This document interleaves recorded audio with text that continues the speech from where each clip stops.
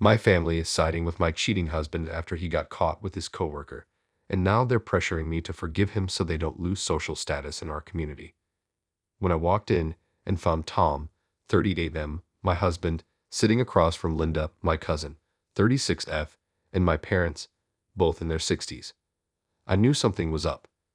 They'd been distant and evasive since the incident last month, barely speaking to me except to ask how I was handling things. I hadn't expected to walk into a family intervention. Marie, my mother started, looking at me with that expression she used when I was a kid in trouble. We need to talk. About Tom. This situation. I could feel my stomach tighten, a flash of anger flaring up. You mean the situation where he had an affair with his coworker? The one where he lied to me for months? Linda looked at me, her hands folded as if she were in on some terrible secret. Yes, but Marie, maybe this isn't as bad as you think. Affairs happen, even in the best of marriages. And it's not like he's asking for a divorce, right? My dad sighed, looking down, unable to meet my eyes. Sweetheart, I know this hurts, but you have to think about the bigger picture here. The bigger picture, I repeated, incredulous. The bigger picture is that he broke our vows, betrayed our family, and turned our marriage into a lie. My mother took a breath, her tone softening as though she thought speaking gently would calm me down. Marie, you and Tom have a beautiful life together. A home, a solid standing in the community. And you have to remember that people, they talk, they judge. What would everyone think if you just threw everything away over one mistake? I couldn't believe what I was hearing. One mistake? Are you listening to yourselves? He lied to me. He had an affair. And you're worried about what people will think. Tom finally spoke up, his voice low and pleading. Marie, please. I know I messed up. I'm sorry. I'm willing to do anything to make it up to you. I know I was wrong, but I don't want to lose you or this life we built. I stared at him, seeing the pleading look in his eyes that had once meant something. Now it just felt manipulative, like he was trying to avoid the consequences rather than genuinely atoning for what he'd done. Linda leaned forward, her tone somewhere between compassionate and conspiratorial. Marie, you have to think about the impact this will have on all of us. The family's standing in the community. It's not just about you and Tom. You know how much our family's reputation means. I couldn't take it anymore. Our family's reputation.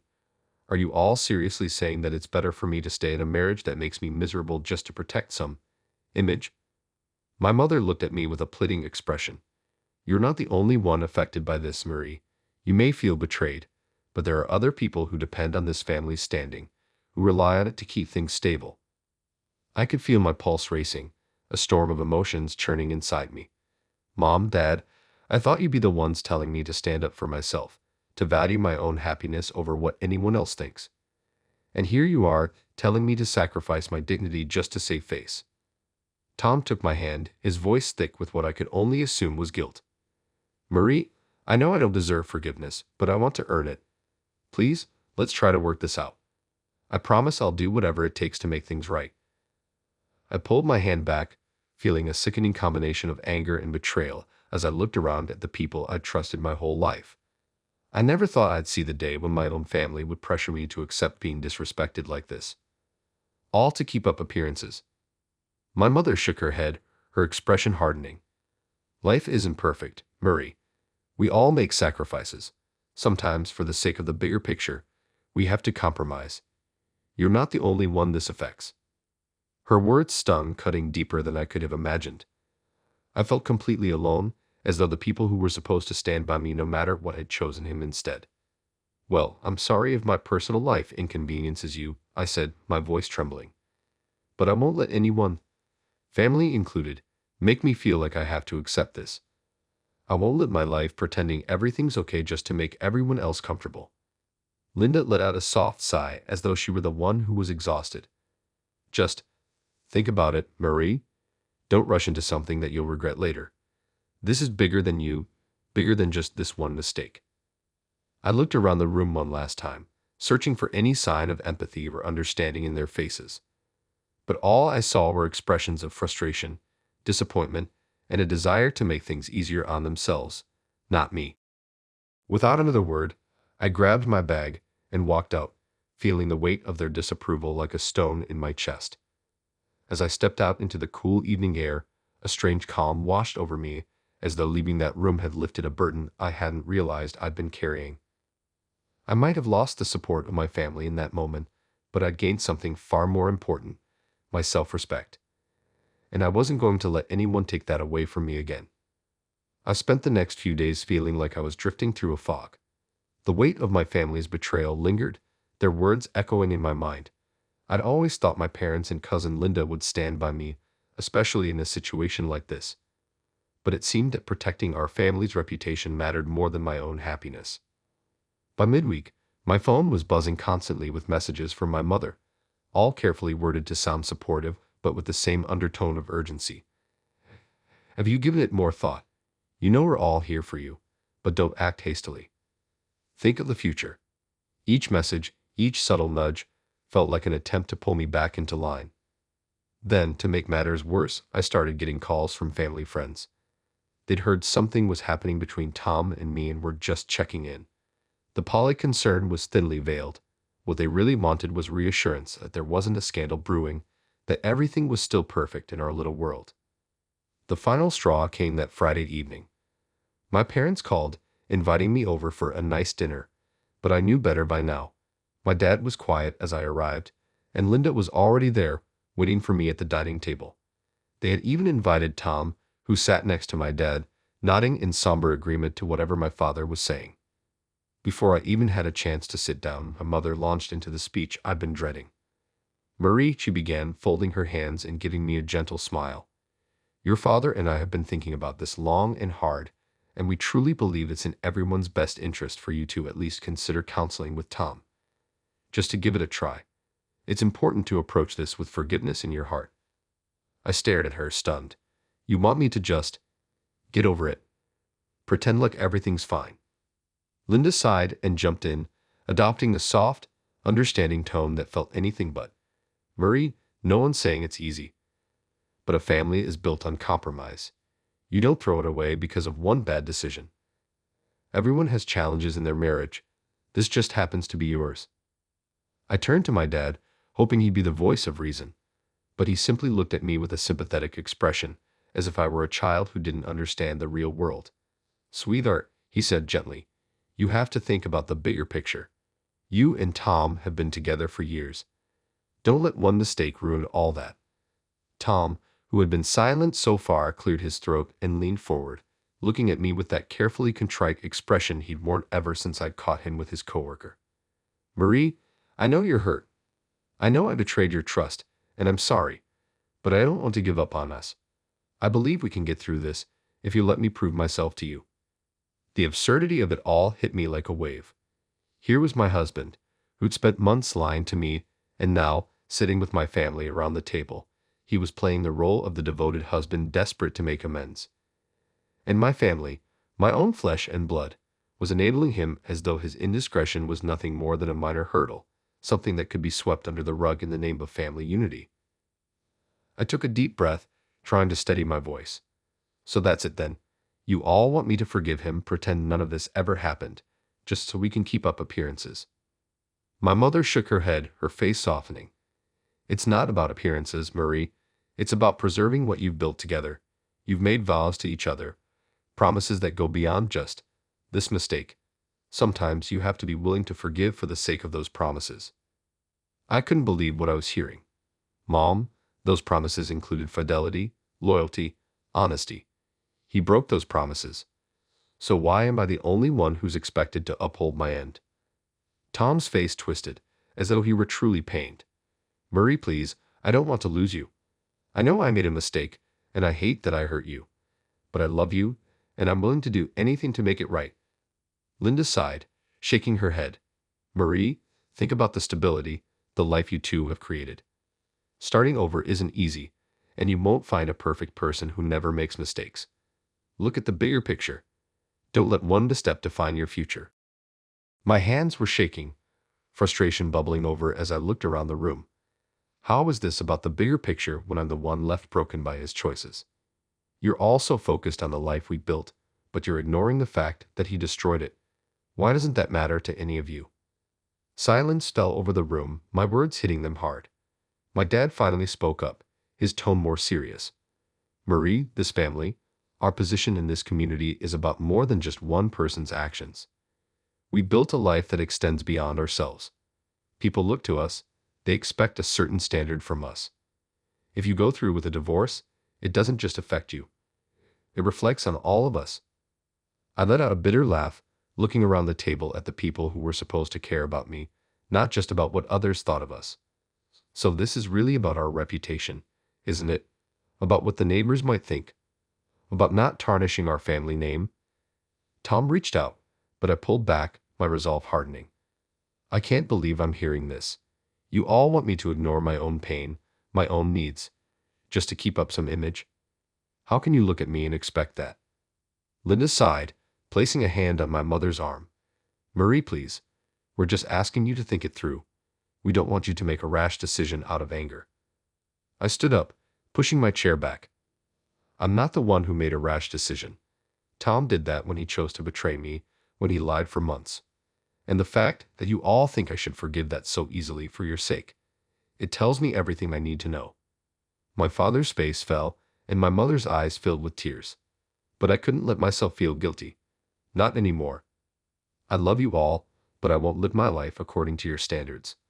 I deserve more than to be stuck in a marriage where I'm expected to accept infidelity as if it's just another part of life. If you can't see that, then maybe you don't know me as well as you think you do. With that, I turned and walked out of the room, my heart pounding as I left them behind. Over the next few weeks, my decision to walk out on my family's intervention set off a chain reaction I could never have predicted. My parents left message after message, each one a careful blend of guilt and gentle reminders about the importance of family unity. Linda even stopped by unannounced a few times, trying to catch me alone to convince me to reconsider for the good of everyone. But their messages soon shifted from polite appeals to something more ominous. One morning, I opened my inbox to find an email from my father detailing the impact my decision could have. He mentioned how my choice would hurt the family name and how certain organizations my family had always been involved in might take it poorly. I could hardly believe it. This was about reputation, as I'd suspected all along. I was their daughter, and yet they were treating me like a liability. A threat to everything they'd built, simply because I refused to forgive my husband's betrayal. One afternoon, my phone rang, and I saw my mother's name flashing on the screen. Part of me wanted to ignore it, but I knew that avoiding them forever wasn't realistic. I took a deep breath and answered. "Hi, Mom." Marie, she began, her tone gentle but steely, the way it had been during my teenage years when she was laying down an ultimatum.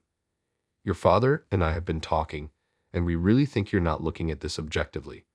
You're letting your emotions take over. This is a marriage we're talking about. People make mistakes, but they grow from them." I closed my eyes, feeling the old familiar wave of frustration. "Mom, I don't know how many times I have to say this. I'm not going to stay in a marriage where I'm expected to just look the other way. Tom betrayed me, and he's the one who should have to live with the consequences, not me." She let out a sigh, and I could hear the frustration building in her voice.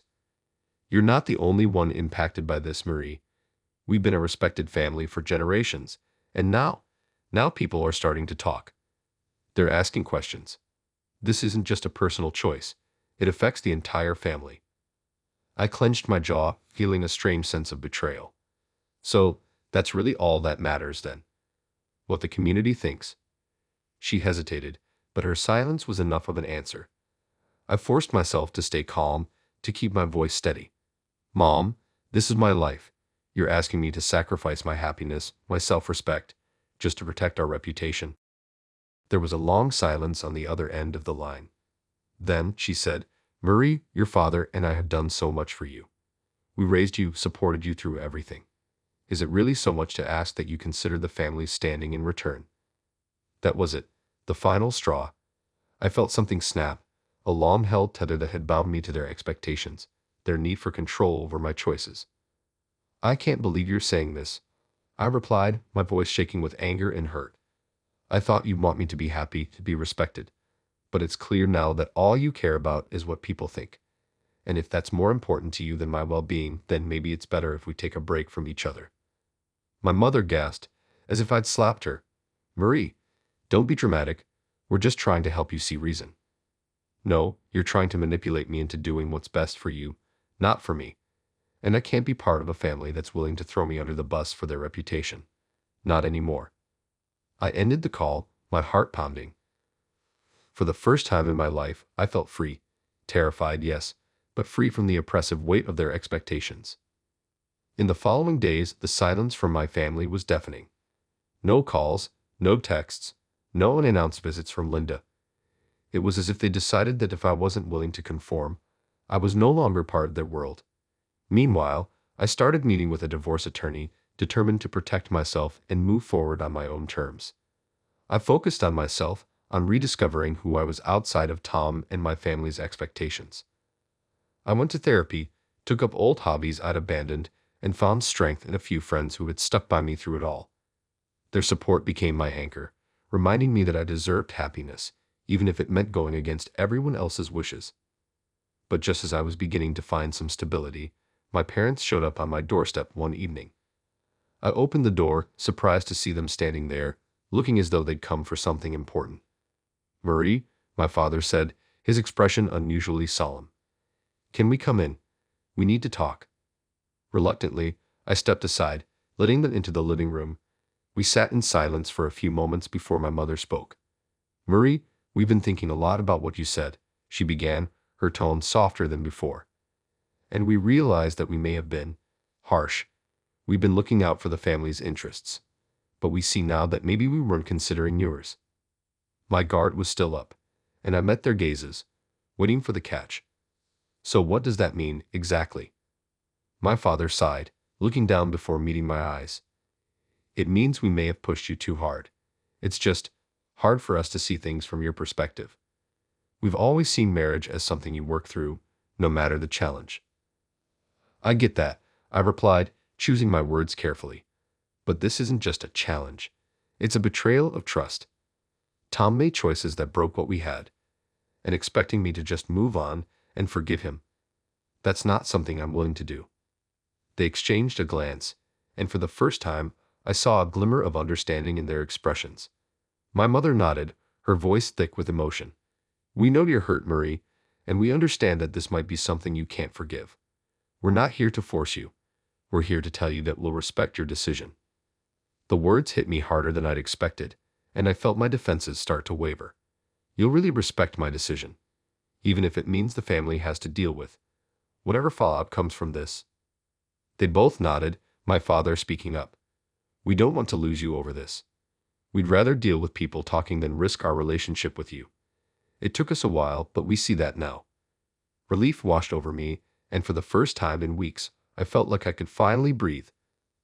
"Thank you," I whispered, feeling tears prick at the corners of my eyes. "That's all I wanted, for you to support me no matter what." They stayed a little longer, discussing what the future might look like, how we'd handle the inevitable questions from friends and extended family. And though I knew it wouldn't be easy, I felt a renewed sense of strength knowing that I wasn't completely alone. After they left, I sat in the quiet of my living room, feeling a mixture of exhaustion and peace. The journey ahead would be challenging, but I knew I could face it. I'd reclaimed my voice, my dignity, and, for the first time in a long time, my family's respect. This wasn't the life I'd envisioned, but it was one I could build on my own terms. Honestly, without sacrificing who I was for the sake of anyone else's comfort. In the weeks following my parents' visit, I felt a strange sense of relief settle over me. For the first time since Tom's betrayal, I wasn't just surviving. I was building something new. With my family finally backing off, I could focus on moving forward without the weight of their judgment pressing down on me. I dove into rebuilding my life, meeting regularly with my divorce attorney, Emma, 41F, and keeping up with my therapist, who helped me process both Tom's betrayal and my family's initial reaction. But just as I started feeling like I had a handle on things, a new problem emerged. Whispers were spreading in the community about the separation, and soon enough, my inbox was flooded with messages from acquaintances, some of whom I hadn't heard from in years. People reached out with concern thinly disguised as curiosity, wanting to know what had gone wrong. The weight of judgment felt like it was back in full force, only this time from outside my family. One evening, I received a text from my childhood friend Claire, 38F, who was well connected in our circle. She suggested meeting up, saying there was something she needed to tell me. Curious and a bit wary, I agreed. When we met, Claire's expression was serious. She looked at me with that combination of sympathy and frustration I'd come to expect from close friends who had been keeping up with my situation. Marie, she began carefully, I wanted to tell you this in person because I didn't think it would help for you to hear it through the grapevine. I took a deep breath, already bracing myself. What's going on? She hesitated, then finally said, Linda has been talking to people. She's been saying things that, well, they're not exactly supportive. Apparently, she's been telling everyone that this whole thing was a temporary mistake, and that you're being unreasonable by dragging it out and making it public. I felt a surge of anger and betrayal. Linda's telling people that I'm being unreasonable. She's acting like this is some sort of personal crusade. Claire nodded, her expression tight. She's made it sound like your family is dealing with a personal crisis and that you're just struggling to come to terms with it. And because she's family, people assume she has the real story, so they believe her. The frustration that had been simmering finally boiled over. Here I was just trying to get through the mess Tom had made of my life, and my own cousin was making me out to be the unreasonable one. It was almost too much to take. Thanks for telling me, Claire, I said, my voice shaky but determined. I don't know why she'd say those things, but I'm not going to let her rewrite the story to fit her narrative. That evening, as I sat alone in my apartment, I decided I wasn't going to let Linda, my family, or anyone else control the narrative. I was done playing the role of the quietly wronged wife. If people were going to talk, they'd hear my side of it too. Over the next few days, I started reaching out to a few trusted people in our community, setting up coffee dates and casual meetups. I kept the conversation simple and honest. When they inevitably asked what had happened, I told them the truth, unfiltered. Tom's affair, the lies, and my decision to walk away from a marriage that had betrayed my trust. The response was surprising. Many people were genuinely supportive, sympathetic even, and some admitted that they hadn't realized the extent of what had happened. Some even said they were glad to hear it from me, rather than through second-hand gossip. For every sideways glance I received, there were at least 3 people who offered a word of encouragement or a warm embrace. One Saturday afternoon, as I was having coffee with Martha, 67F, an older neighbor who'd known me since childhood, she reached across the table and took my hand. Marie, she said kindly, her eyes warm, I've been married for 45 years, and I know marriage isn't easy. But I want you to know that you're doing the right thing. You deserve someone who respects you, and it's brave of you to stand up for yourself, no matter what anyone else says.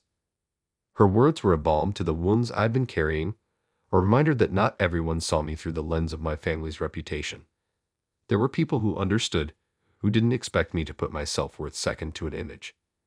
In the days that followed, I started to feel lighter, as though a weight had lifted from my shoulders. The community pressure, once so daunting, began to lose its hold over me. I realized that my life was my own to define, and if my family or anyone else couldn't see that, it wasn't my responsibility to change their minds. Then, one evening, I received an unexpected call from Linda. I considered ignoring it, but something told me to answer. Marie, she began, her tone already defensive, I heard you've been going around telling people about what happened between you and Tom. Yes, I have, I replied, not willing to hide my actions. I'm telling them the truth, Linda, something I thought you would have done for me, rather than trying to spin it to protect the family's image. She let out a huff. You know that wasn't my intention. I was just trying to keep things calm. You're stirring up unnecessary drama. Unnecessary drama? I could hardly contain my anger. I'm the one who was betrayed, who had to fight to even get my family to stand by me. And now you think it's unnecessary for me to tell my side of the story. Marie, people are talking. They think you're making a big deal out of something that could have been handled privately. It's not just about you. It affects everyone. Mom and Dad, too. They're all feeling the heat from this. I took a deep breath, determined to stand my ground. Linda, if they're feeling heat, it's because they chose to side with a man who betrayed his wife. I have every right to tell people the truth about what happened to me, and if you can't respect that, then maybe you should reconsider whose side you're really on. She was silent for a moment, and when she spoke again, her voice was softer. I I didn't realize you felt so strongly about this. How could you not? I asked, my voice filled with the exhaustion of weeks of fighting for my own voice. All I wanted was for my family to support me. Instead, you all decided that protecting the family's reputation was more important than my happiness, my dignity. I'm done pretending that I'm okay with that. Linda let out a sigh, and I could tell that, for the first time, she was actually listening. I'm sorry, Marie. I guess I just didn't see it from your perspective. I thought keeping things quiet would help everyone, but maybe I was wrong. Thank you, I replied, surprised by the sincerity in her voice. I'm not asking you to take sides, Linda. I just want you to let me live my life without interference, without anyone trying to control my choices. After that conversation, things changed. Linda backed off, and my parents, while still wary of the public fallout, seemed to finally accept that I wasn't going to be silenced. Slowly, the gossip died down, and the community's focus shifted elsewhere. For the first time, I felt like I could breathe, like I was free from the crushing weight of everyone else's expectations. As I moved forward with the divorce, I began to find a sense of peace. My life was no longer defined by Tom or by the image my family had tried so hard to uphold. It was my own, and I was free to rebuild it however I chose. One evening, as I stood on my balcony, looking out over the city lights, I felt a calm wash over me. I had faced the judgment, the pressure, and the betrayal, and I had come out stronger. I was finally standing in my own truth, unapologetically, and for the first time in a long time, I felt like I was exactly where I was meant to be. Months passed, and with each day, I grew more confident in the life I was creating for myself. The divorce was finalized quietly, without further drama from Tom. He seemed to have accepted that I wouldn't be swayed by his apologies or my family's wishes, and perhaps, on some level, he realized he had lost his chance. I felt a bittersweet relief the day the papers were signed. A chapter of my life officially closed. My relationship with my family began to heal, slowly but steadily. My parents' visits became more frequent and less fraught with tension. They had stopped hinting that I should have handled things differently, and surprisingly, they had even begun to speak of the separation without the slightest hint of shame. I could tell it wasn't easy for them, that they were still adjusting to the new reality of our family, but they'd started to prioritize our bond over public opinion, which was all I had ever wanted. Linda, too, softened. She called one evening, her voice sincere as she told me she admired the way I had stood up for myself. I didn't understand before, Marie, she admitted, sounding vulnerable in a way I'd rarely heard. But seeing you go through all this, seeing how strong you've been, it's made me realize a lot about what's important. I'm sorry for the way I acted. Her words felt like a balm on old wounds. We talked openly, honestly, in a way we hadn't done in years, and I realized how deeply I'd missed that connection. Linda had been my confidant growing up, and while our values had diverged for a time, I could see that this experience had changed her perspective too. She no longer seemed so tied to image, to reputation. In her eyes, I saw respect and love. My family began inviting me to gatherings again, and though I still felt occasional glances from family friends, I no longer cared. I felt untethered, free from their expectations. Their opinions were theirs to manage, not mine, and I was finally at peace with that. One evening, as I was leaving a family dinner, my mother walked me to the door. She looked at me for a long time, her expression soft and almost remorseful. Marie, she began, her voice barely above a whisper, I know we made mistakes. I know we pushed you, but seeing you now, happy and strong, I can see you made the right choice, and I'm proud of you. Her words brought tears to my eyes. It was the first time I'd heard her express anything close to pride over my decision to leave Tom. I hugged her, feeling a flood of gratitude for the journey we'd both taken to reach this point. I settled back into my new life, one filled with friends who knew and respected the real me, who had supported me through the darkest times. I threw myself into work, taking on projects that I'd once put off, and even joined a local organization that advocated for women going through difficult separations and divorces. Being able to help others in situations similar to mine felt like the final piece of my healing, a way to turn my experience into something positive for others. Then, one afternoon, as I was leaving a community event, I ran into an old friend, James, 39M, who I hadn't seen since college. We grabbed coffee, catching up on the years that had passed, laughing over shared memories. There was an ease to our conversation, a familiarity that felt natural and comforting. Over the weeks that followed, we met up more often, and I found myself looking forward to our talks, our time together. He was kind, attentive, and, most importantly, he respected me fully, meeting me exactly where I was. As the months went by, our connection deepened. We took things slowly, carefully, letting our relationship unfold without pressure. I was honest with him about my past, about everything that had brought me to this point, and he listened with a patience and understanding that was refreshing, a contrast to the weight of the expectations I'd once carried. One evening, as we walked through the park, he took my hand, looking at me with a quiet intensity. "Marie," he said softly, "I want you to know something. You're one of the strongest people I've ever met. You've been through so much, but here you are, standing tall, building a life you deserve. I'm grateful to be a part of it." His words resonated deeply. In that moment, I realized that I had finally found someone who saw me, who respected the person I'd become through all the trials and hardtack. I hadn't planned on this, hadn't expected to find love again, but here it was, gentle, kind, and steady. Looking back, I could see how far I'd come. I had faced betrayal, judgment, and loss, but through it all, I had found my voice, my strength, my worth. My life was no longer defined by anyone else's standards, anyone else's expectations. It was my own, and it was beautiful. As I walked hand in hand with James under the evening sky, I felt a profound sense of peace. I had built this life from the ground up, rebuilt myself from the ashes of what had once been, and I knew, with every fiber of my being, that I was exactly where I was meant to be, loved, respected, and finally wonderfully free.